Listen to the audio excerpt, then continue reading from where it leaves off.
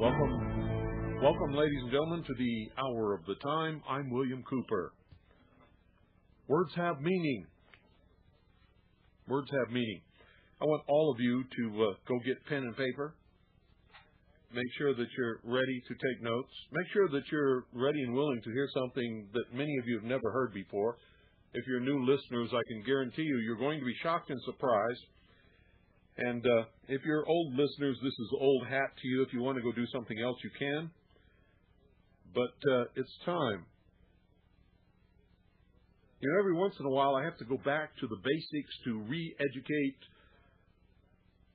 those who have forgotten what they heard in the beginnings of the weeks and months and years of this broadcast, and to educate for the first time those who may have just begun listening over the last 2 or 3 years.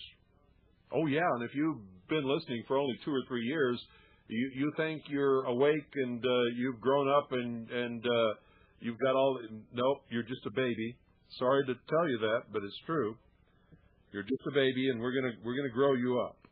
It's my mission to educate you, to wake you up, and to educate you. And those who will not be awakened and who will not be receptive to the education, I really don't give a damn about. They will be the flotsam and jetsam on the tides of history. Those who will be awakened, those who will be educated, those who will be motivated will be the movers and shakers of this millennium.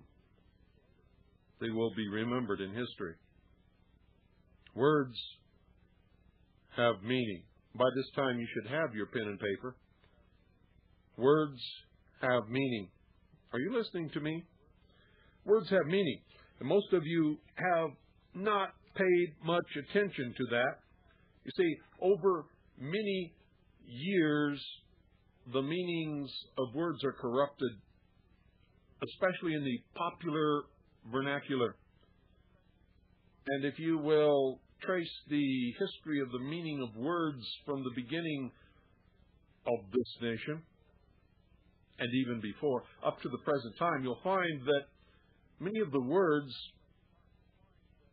that had a specific meaning back then no longer have that same meaning today. So when you read historical documents, especially in a legal sense, you may perceive them to mean something that they do not mean at all, because in the legal world, documents only have the meanings of the words that existed at the time the document was written.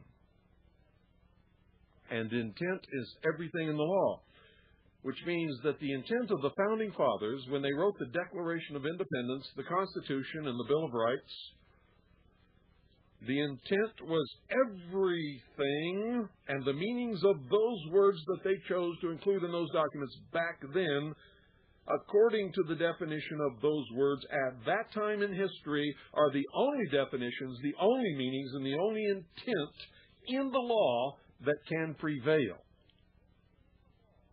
Wow, that's a mouthful, and I'm sure it confused a lot of you, but just listen. Words have meaning. Words have meaning. There is a process we may use to determine the specific meaning of this word that we're going to discuss tonight, and that is the word militia, both in the language and under the law.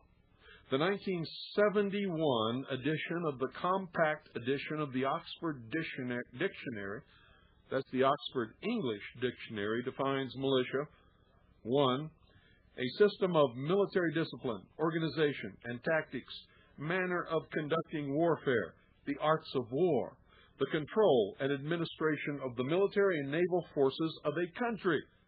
3, a military force, especially the body of soldiers in the service of a sovereign or a state. In later use, employed in more restricted sense to denote a citizen army, as distinguished from a body of mercenaries or professional soldiers. 4b, U.S., the whole body of men declared by law amenable to military service without enlistment, whether armed and drilled or not. Now, that's the 1971 edition of the compact edition of the Oxford English Dictionary.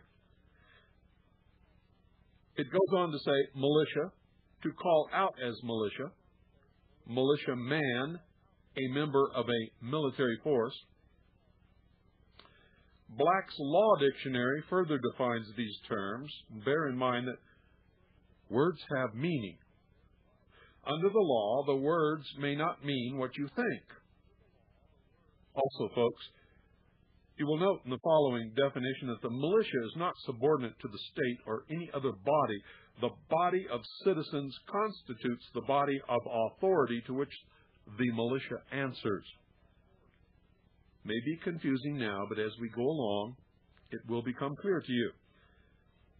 Here's Black's Law Dictionary definition. Militia, the body of citizens in a state enrolled for discipline as a military force, but not engaged in actual service except in emergencies as distinguished from regular troops or a standing army.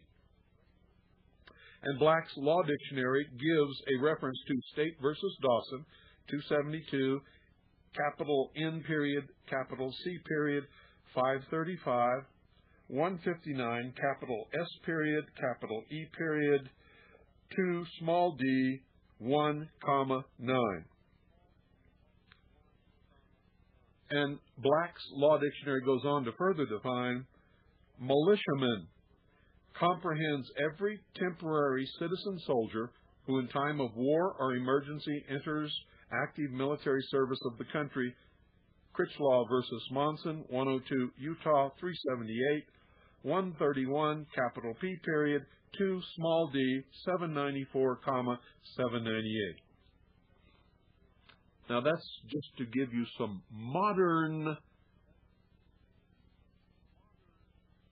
understanding of what people are trying to force us to believe the militia is all about. Some of this is true. But the truth about the militia is the definition of the militia at the time the Declaration of Independence, the Constitution, and the Bill of Rights were written. And those definitions are dependent upon the intent of the Founding Fathers in all of their writings, all of their debates, and in what they foresaw for the future of the nation. The first document in law of this nation is the unanimous Declaration of the 13 United States of America, commonly referred to as the Declaration of Independence.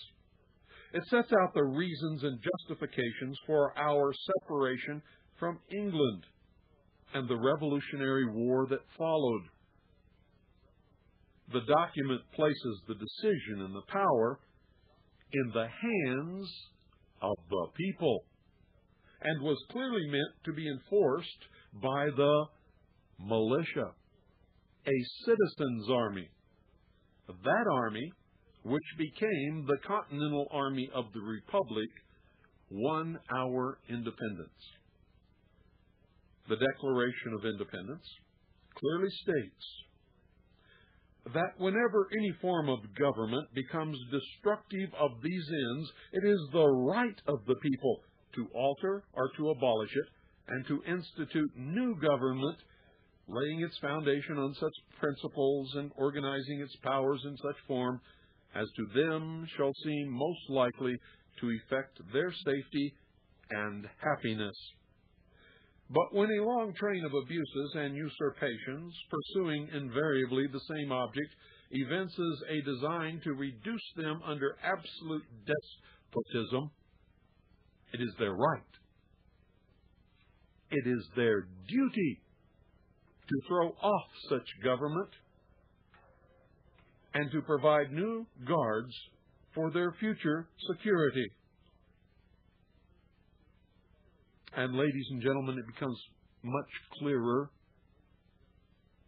I will try to elucidate All of this so that there is no doubt in your minds about the subject which we are discussing. Our founding fathers frequently discussed the meaning and purpose of the militia. Now listen to me carefully and write this down. I suggest you read the Federalist Papers, number 24 through 34. That's number 24 through 34 of the Federalist Papers. You will find a complete argument for the militia as a citizens' army consisting of the whole of the people, designed to allay the public fears of a despotic central government. Now, don't sit out there and listen to this broadcast and have me give you those references and never follow through. You all have libraries. You can find the Federalist Papers. You can find Federalist number 24 through 34, and you can read them. And if you don't, you're just another lazy, ignorant, sheeple, couch potato jerk. So do it. Those of you who have already done it, then you understand the basis that this broadcast is founded upon. In these Federalist Papers, number 24 through 34, you're going to find the following statements. Quote, "If the representatives of the people betray their constituents, there is then no resource left but in the exertion of that original right of self-defense which is paramount to all positive forms of government." End quote. Federalist Papers, number 28, section 8. Quote, "It may safely be received as an axiom in our political system that the state governments will, in all possible contingencies, afford complete security against the invasions of public liberty by the national authority." End quote. Federalist Papers, number 8, section 8. Those are only two quotes. I mean, that's a lot of stuff to read, number 24 through 34. And that will give you some hint as what you're going to find. The Constitution for the United States of America is the supreme law of the land. It recognizes the militia as an already existing force outside the control of the federal government, but allows for the Congress to call forth the militia for three very specific, and only those three very specific occurrences. Outside of those three specific occurrences, the militia is specifically and only under control of each of the several states or of the people. The militia cannot be called up to perform any other acts outside of those three specifically stated in the Constitution for the United States of America. The militia cannot be called upon to do anything unconstitutional, illegal, or unlawful. Indeed, the commanders must, absolutely must, refuse any unconstitutional, illegal, or unlawful order.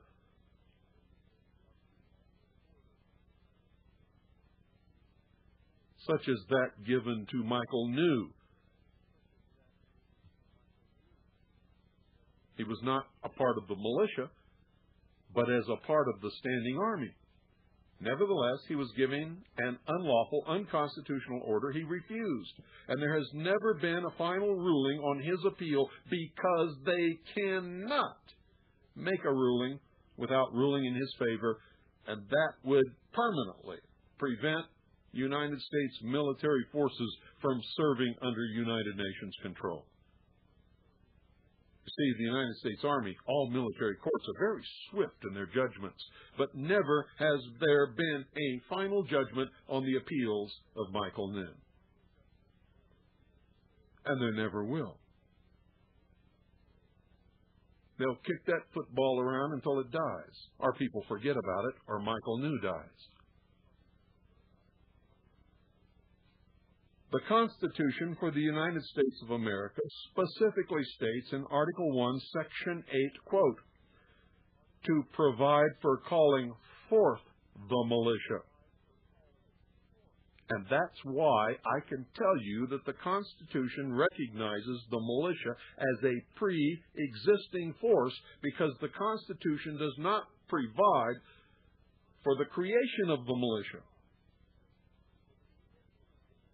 It says to provide for calling forth the militia, to execute the laws of the Union, suppress insurrection, and repel invasions, to provide for organizing, arming, and disciplining the militia, and for governing such part of them as may be employed in the service of the United States, reserving to the states respectively the appointment of officers and the authority of training the militia according to the discipline prescribed by Congress.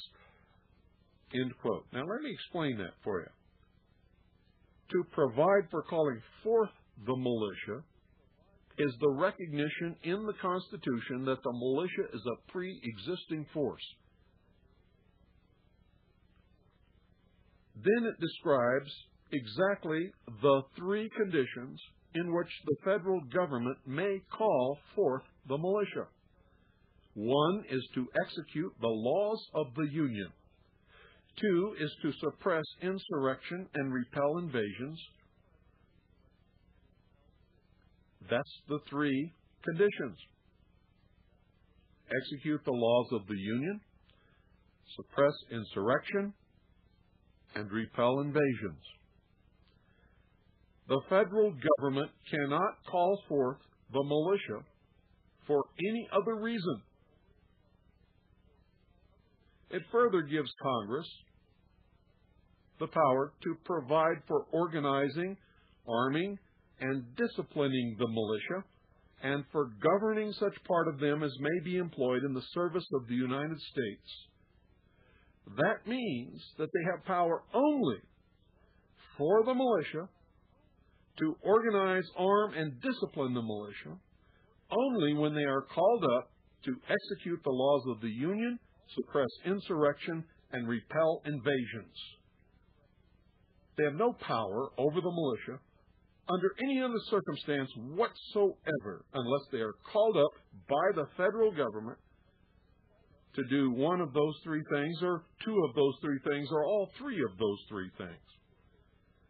When they are called up, the Congress can provide for organizing, arming, and disciplining the militia, and for governing such part of them as may be employed in the service of the United States, reserving to the states respectively the appointment of officers and the authority of training the militia according to the discipline prescribed by Congress, and that's only when the militia is called up by the federal government for those three specific things. In all other occurrences and at all other times, the power rests with the state or with the people. And that is per Article 10 of the Bill of Rights. Still fearful of an oppressive central government, the states rejected the Constitution. They absolutely refused to accept the Constitution as written until an agreement was made to adopt the instrument only after penning further safeguards. Listen to this. To protect the individual and the several states, 10 amendments were added, which came to be known as the Bill of Rights. Now, listen to me carefully. 10 amendments were added. They're not a separate document. They are an integral part of the Constitution. The Constitution and what is known as the Bill of Rights are the complete and total Constitution. There is no Constitution without the Bill of Rights. The Constitution was not accepted without the Bill of Rights, and the first 10 amendments, known as the Bill of Rights, are an integral part and parcel of the original Constitution. Now listen to this. If you doubt me, listen to the preamble of the Bill of Rights. The preamble of those amendments, Article 2 and Article 10, are of particular note. Now, here's the preamble, and then I'm going to give you Article 2, and then I'm going to give you Article 10. The rest of them are important to be sure, but these are the most important. And here's the preamble, quote, "The conventions of a number of the states, having at the time of their adopting the Constitution expressed a desire in order to prevent misconstruction or abuse of its powers, that further declaratory and restrictive clauses should be added, and as extending the ground of public confidence in the government will best ensure the beneficent ends of its institution," end quote. So you see, the founders did not trust a central government, and they absolutely would not accept the Constitution as it was written unless these 10 amendments were added in order to prevent misconstruction or abuse of government powers. They added further declaratory and restrictive clauses so that the public could have confidence in the government, and so that those additions would best ensure the beneficent ends of the institution of that government. Article 2, listen very carefully, quote, "A well-regulated militia being necessary to the security of a free state, the right of the people to keep and bear arms shall not be infringed," end quote. Here's Article 10. All of this will be discussed in depth later, so just listen. Article 10, quote, "The powers not delegated to the United States by the Constitution, nor prohibited by it to the states, are reserved to the states respectively or to the people," end quote. Ladies and gentlemen, listen to me very carefully, because your future depends upon your understanding of this broadcast. Because freedom, yours and mine, is ultimately dependent upon the rights guaranteed by all these words, and every one of them with specific meaning, it is imperative that we understand the meaning. A militia is an armed citizenry, which according to the American Heritage Dictionary, quote, "is not a part of the regular armed forces, but his own call for service in an emergency," end quote. The Federalist Papers show that the, quote, "militia," end quote, referred to in the Second Amendment is, quote, "the armed citizenry," end quote. It is the right of the people, not the right of any government entity which it protects. Let me say that again. It is the right of the people, not the right of any government entity which the militia protects. The security of a free state. Now I'm quoting from the second article in amendment, quote, "The security of a free state," end quote, clearly presupposes that the state, which is the citizenry, is free, and needs to secure that freedom by defending the Constitution for the United States, the guarantor of that freedom, against all enemies, foreign and domestic. That's the oath I took twice, once when I entered the Air Force, and then later when I entered the Navy. My whole life, ladies and gentlemen, has been devoted, and is still devoted to the service of my country. Enemies foreign, listen to me carefully, enemies foreign obviously refers to entities or governments not of our country. Enemies domestic can only refer to an entity or government of our country. In effect, a government which would choose to make itself an enemy of the people by depriving its citizens of their constitutionally protected natural rights. This, ladies and gentlemen, is called tyranny. The primary reason for and purpose of a militia an armed citizenry, a militia available to government of the people, but absolutely beyond the purview of a government against the people, is to secure the freedom of the people against such a government. The active clause in the second article in amendment is, quote, "The right of the people to keep and bear arms shall not be infringed," end quote. The phrase, quote, "a well-regulated militia being necessary to the security of a free state," end quote, is the descriptive clause. And the meaning is clear to anyone who ever took English in high school and learned to diagram a sentence. And if you've never done that, you can easily be fooled by these crazy people who want to give to you a meaning of the second article in amendment that is warped, that is, in effect, treason. The militia, as you have just learned, is a citizens' army made up of the whole of the people for the purpose of guarding against betrayal by their representatives to afford complete security against the invasions of public liberty by the national authority. And if either occurs, it is their right, their duty, to throw off such a government and to provide new guards for their future security. And the reference for that is the Declaration of Independence, the first document in law of the United States of America. You see, it's not just an old, outdated document. It's the first document in law of this nation. And that is not all. John Rowland puts it this way, quote, "Some commit the non sequitur that reserving the training of militias and the training of their officers to the states, as provided in Article 1, Section 8, Paragraph 16, means delegating an exclusive power to the state governments. But it is clear from the language and from historical analysis of the development of the Constitution that reserving to the states only means the power is denied to the national government.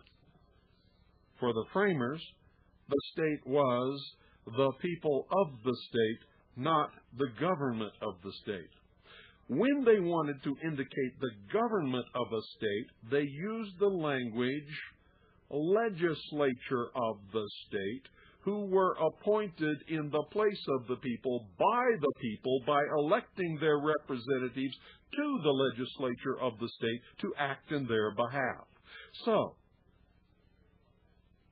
when they talked reserving to the states, they meant the power is denied to the national government. The state was the people of the state, not the government of the state. When they wanted to indicate the government of a state, which was appointed or elected by the people, they always, and without exception, used the language, quote, legislature of the state, end quote, as they did in Article 1, Section 8, Paragraph 17. It was left to the people of each state to decide what powers, if any, to delegate to their state government for organizing and training militias and for the appointment of the officers. If the state failed to do that, or if the people failed to appoint people who did that, then the power falls to the people themselves. In the absence of such delegation of authority under common law and established practice during the period in which the Constitution was adopted, the authority defaults to local communities. And the practice was for militias to be organized by county or township, usually under the authority of the highest elected law enforcement official, such as the sheriff or constable. But not today. We've learned about that. If anyone is going to subvert the government, it's going to be these elected officials. It's going to be those we put in power. So today, the law specifically exempts these people from belonging to any militia, so that they cannot gain control of the militia and subvert the purpose of the militia.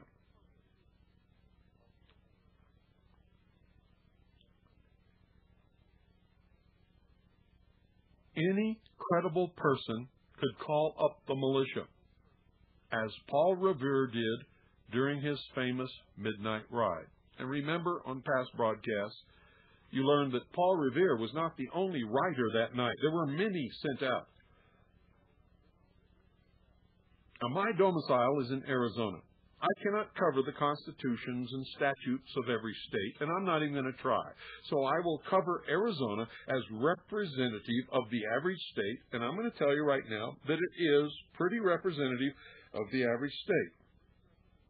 You should make a thorough study of the Constitution and statutes of your particular state, because while most are essentially the same, there are a few states with major differences, such as New York. Bet you couldn't have guessed that, huh?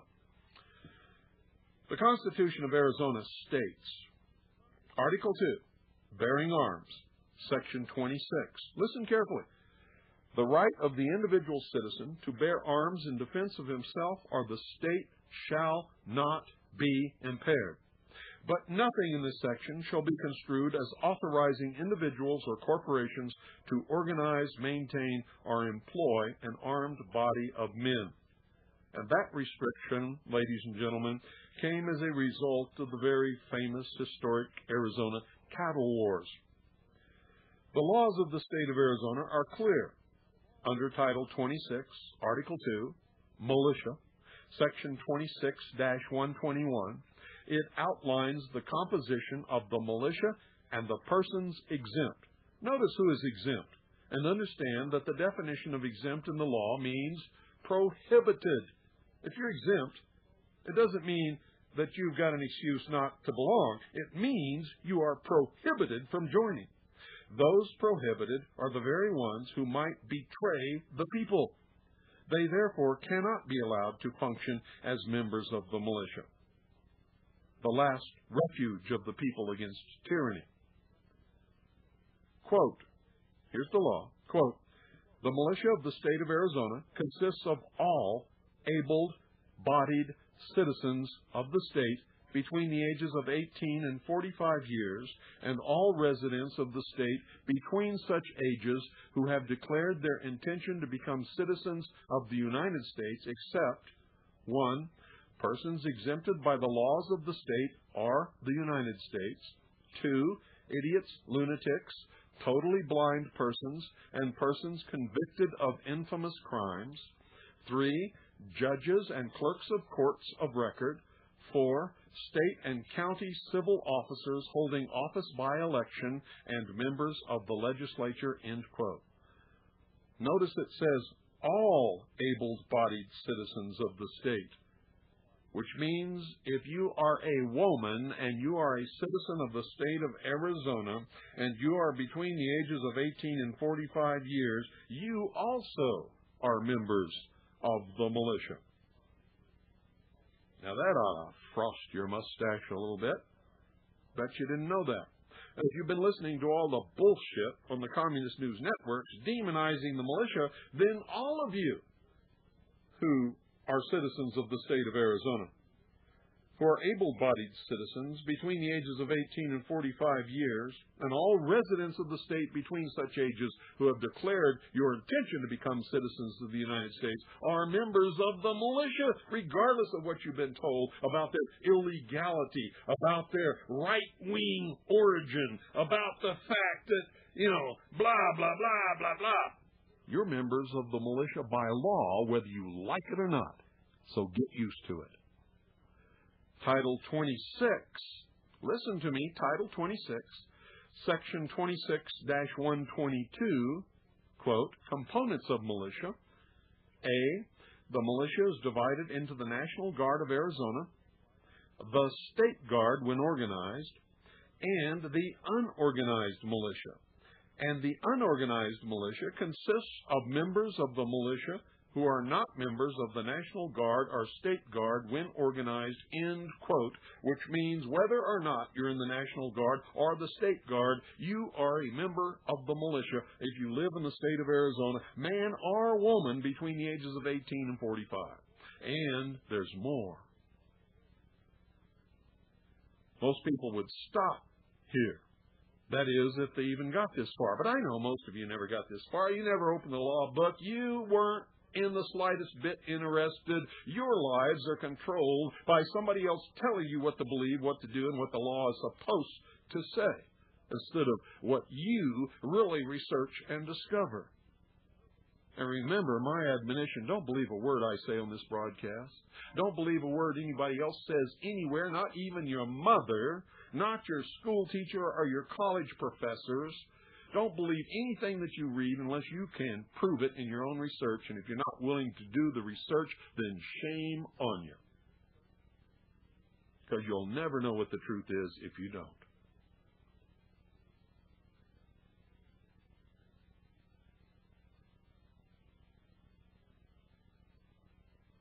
There's more, a lot more. The United States of America has a militia.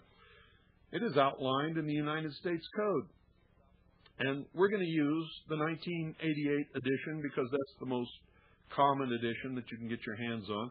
Volume 3, Title 10, Armed Forces. If you can get a later edition, you're going to find it says the same thing. I've already checked.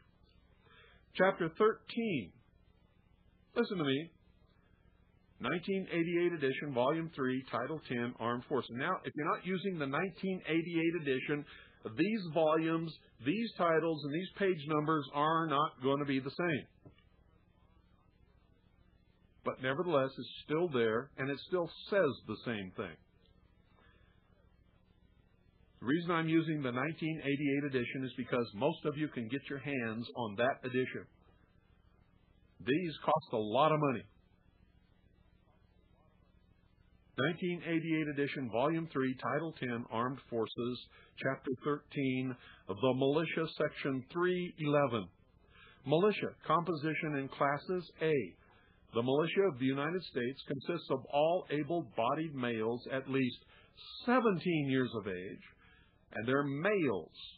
Listen to me, all able-bodied males at least 17 years of age, and who are or who have made a declaration of intention to become citizens of the United States, and of female citizens of the United States who are commissioned officers of the National Guard. B.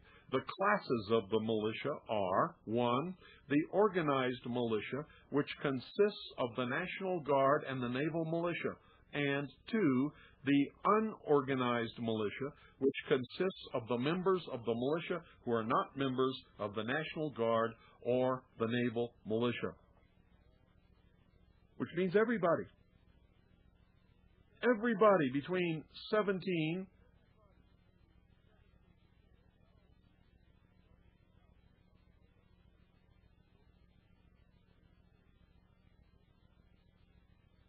and 45.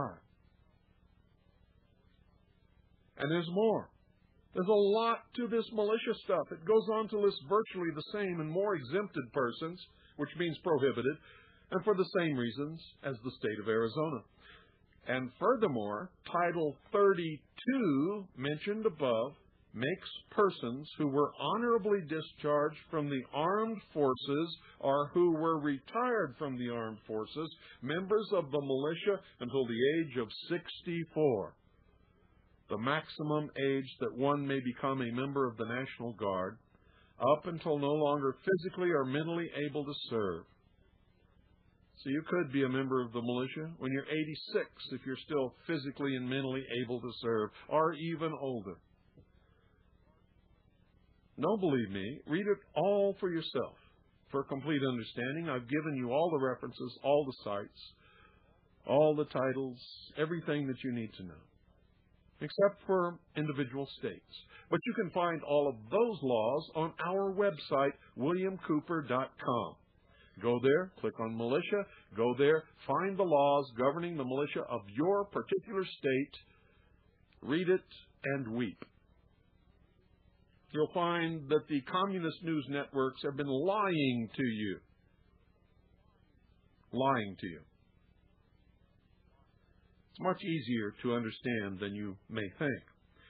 There are many militias, folks. The first is and always be the militia of the whole of the people, armed to protect themselves from betrayal by their representatives and from a government that might become or has become a tyrant, and they are answerable only to the authority of the whole of the people, not to the government. The second, third, and fourth is the militia of the state, the National Guard, State Guard, and the unorganized militia of the several states of the Union.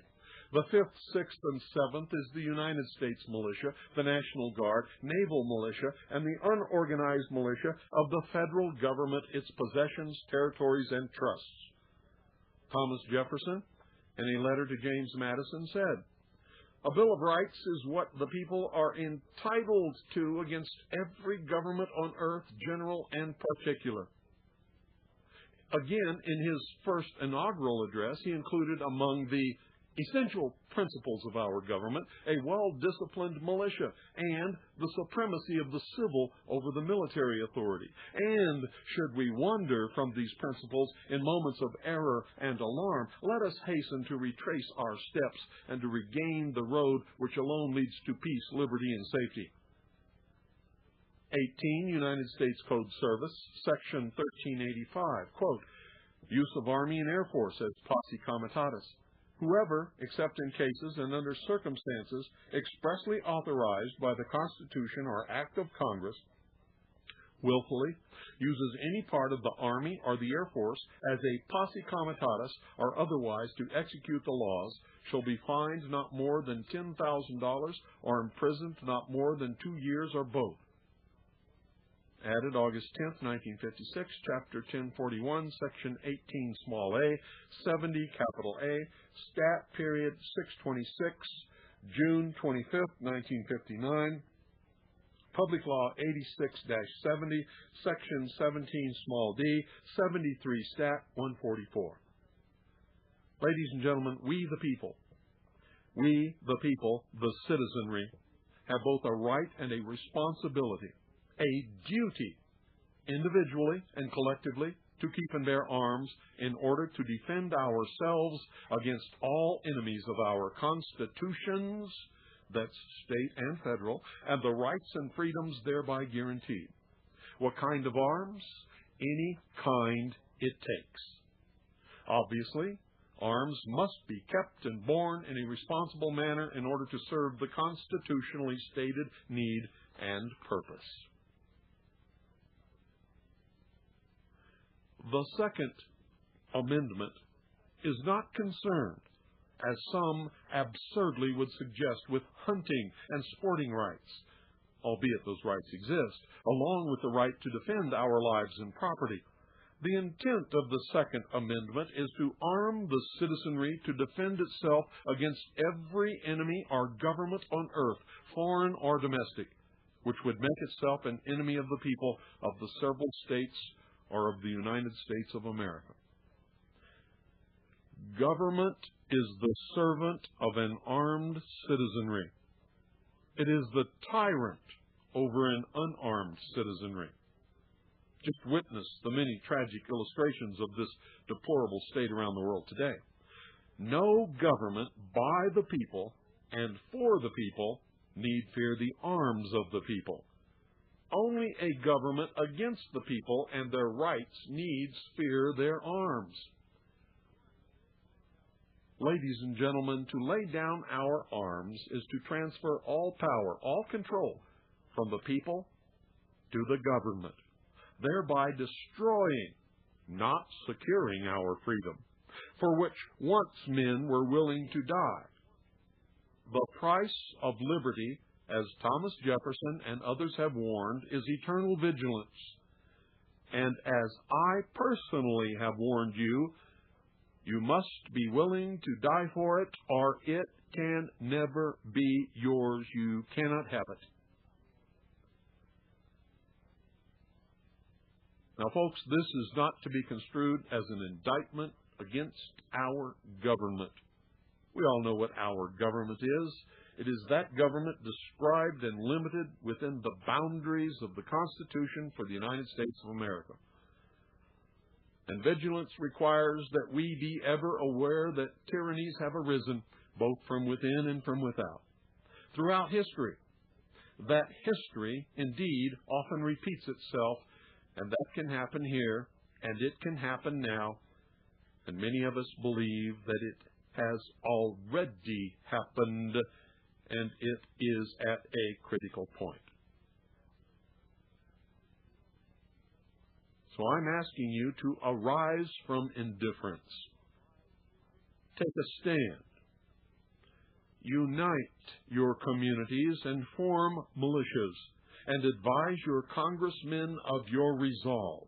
Remind them that their duty is to serve the people as provided by our Constitution for the United States of America, and that any action that they may perform that infringes upon our constitutionally protected rights will not be tolerated. And don't neglect to thank those congressmen who support and defend our rights. That is, if you can find one.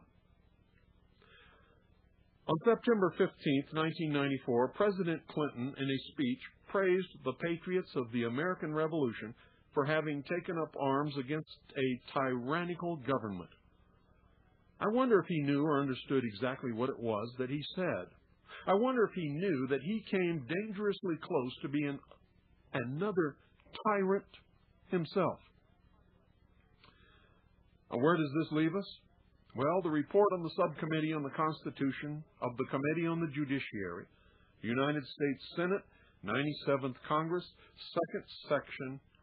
second session, February 1982, on page 11, says this, quote, "The militia refers to a concept of a universally armed people, not to any specifically organized unit. When the framers referred to the equivalent of our National Guard, they uniformly used the term select militia and distinguished this from militia. Debates over the Constitution constantly referred to organized militia units as a threat to freedom, comparable to that of a standing army, and stressed that such organized units did not constitute, and indeed were philosophically opposed to the concept of a militia. That the National Guard is not the militia referred to in the Second Amendment is even clearer today. Congress has organized the National Guard under its power to raise and support armies, and not its power to provide for organizing, arming, and disciplining the militia." H.R. Report number 141, 73rd Congress, First Session, February 5th, 1953. This Congress chose to do in the interest of organizing reserve military units which were not limited in deployment by the strictures of our power over the constitutional militia, which can be called forth only to execute the laws of the Union, suppress insurrections, and repel invasions. The modern National Guard was specifically intended to avoid status as the constitutional militia, a distinction recognized by Title 10, United States Code, Section 311, small a. And if the National Guard were the militia, and the militia can only be called forth to execute the laws of the Union, suppress insurrections, and repel invasions, why is it that we have National Guard troops in Bosnia today? It's very simple, folks. The National Guard is not the militia, never was, and never can be. A militiaman is simply a citizen, any citizen, in his capacity as a defender of the community, who is obliged to do so within his or her ability. Militiahood is a role which citizens may play as the situation requires.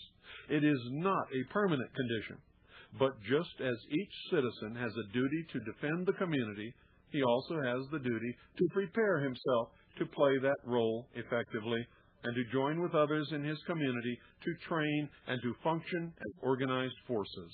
And the elected officials of his community have the duty to facilitate that organization and training. If those officials fail in their duty, the militiamen must carry on without their participation and must ignore their criticism.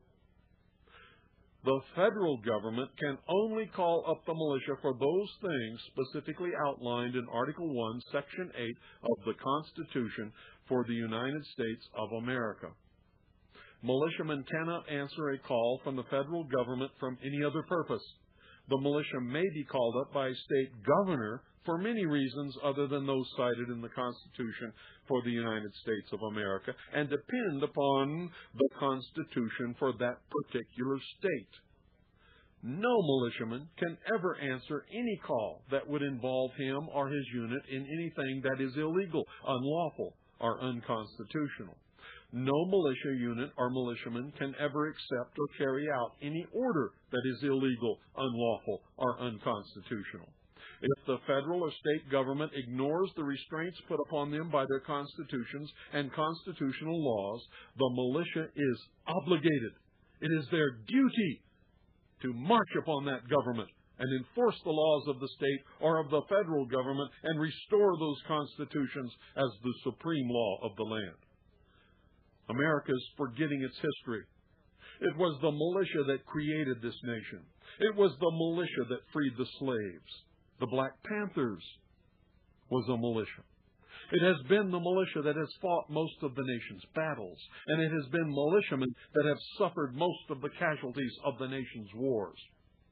The Southern Poverty Law Center and the ADL and many liberal institutions are against the Second Amendment, the militia, and freedom of speech. It is most probable that all of these organizations, and specifically the Anti-Defamation League of B'nai B'rith, has an agenda that is not in the best interest of Americans or American Jews in general.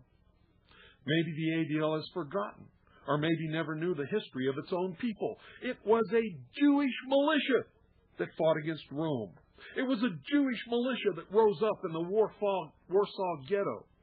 A Jewish militia that rose up in the Warsaw Ghetto. It was the militia that protected Jews in Palestine. It was the militia that created the state of Israel. It is the militia that protects the villages and towns of Israel today. It is the militia called the Jewish Defense League that professes to protect Jews worldwide. And the Jewish Defense League is indeed a Jewish militia. It's dedication and sacrifice. Listen to me, folks. Its dedication and sacrifice in protecting Jews worldwide is commendable. They perform many acts of heroism. But it is sad that the Jewish Defense League practices exactly what its enemies practice, racism. The Jewish Defense League protects only Jews. Therefore, it is not a lawful militia within the borders of the United States of America, which must protect everyone, regardless of race, religion, or place of ancestral origin. It was the militia that fought against the might of the Soviet Union in Hungary. The militia of the Mujahideen fought them in Afghanistan, and militias fight the Russian tyranny today. And I could go on for another 100 pages listing the accomplishments of brave militiamen in the fight for freedom throughout the history of the world and upon the battlefields of today. But ladies and gentlemen, if you do not yet understand that no one volunteers to fight on the side of despotism, but only on the side of freedom, another 500 pages would not make a difference in your thinking. Listen to me carefully.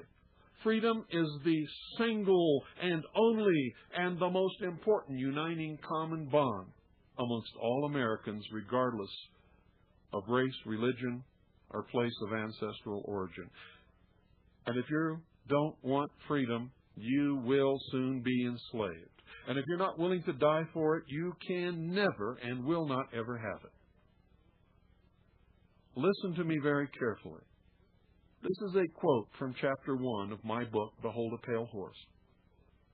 A nation or world of people who will not use their intelligence are no better than animals that have no intelligence. Such people are beasts of burden and stakes on the table by choice and consent. I urge you, study your history. Know who you are. Understand the roots of this nation. Understand what made us the greatest nation on earth. Understand where our liberties came from. Understand that without God, you have no rights. You are nothing. And you depend upon the decisions of common men. If you don't believe in God, you'd better start. Because everything, the foundation upon which this nation rests, is the premise that, one, there is a God. And second, that God gave man certain unalienable rights, what the founders called creator-endowed rights. Seek out and join the militia. And if you cannot find one, start one up yourself. Tonight's broadcast was written in its entirety by me, William Cooper, and Betty Shire. And of course, we have attributed the quotes to their proper sources. We've given you every reference in the law and every reference in history to be able to discover yourself the truth or falsity of this broadcast. Listen to everyone, read everything, believe absolutely nothing unless you can prove it in your own research. Good night, ladies and gentlemen. God bless each and every single one of you. Good night, Annie, Pooh, and Allison. I love you. All of a sudden, in the middle of the night, there's a loud knock on your door. Hey, honey, something's not right. Throw out your arms. Clinton's done well past. We're here from the government. We're here to help you. And I'm from the IRS with a power to tax.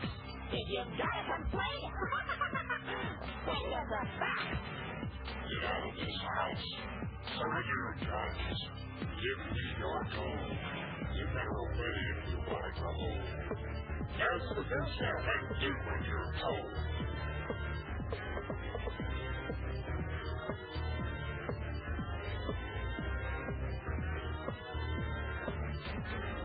Hillary Shalala, Reno Janet Dyke, reading the words of General Albert Pike, demonic founder of the Ku Klux Klan, engineer of the Masonic Master Plan.